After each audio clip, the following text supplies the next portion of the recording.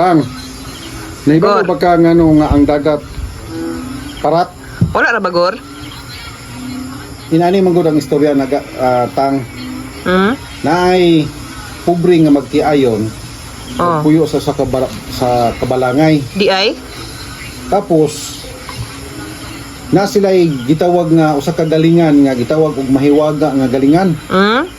Nga kung musulti sila og unsay ilang ipabuhat, bubuhat ning galingan na. Oo.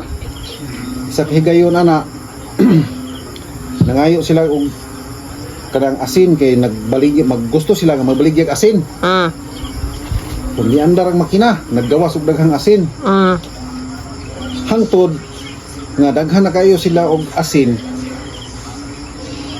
Nadato sila. Nya lagi kay pobre man sila, natingala ang ilang mga silingan. Nganong hikalit lag kadato. Tungod aning mahiwagang nga galingan sa asin. Karon katong mga silingan na nasina sa ilaha, ilan ning gikawat? Ang galingan. Ang galingan. Ilan ning gikarga og dako nga barko. Kay dako man nga galingan.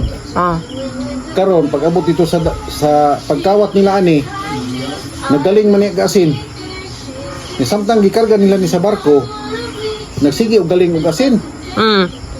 Sus kay ang naproblemahan ron sa nagkawat. Hindi naman muundang og galing og asin. Hindi naman naghanang asin ang ilahang barko. Yung aksyon nagtakilid ang ilang barko.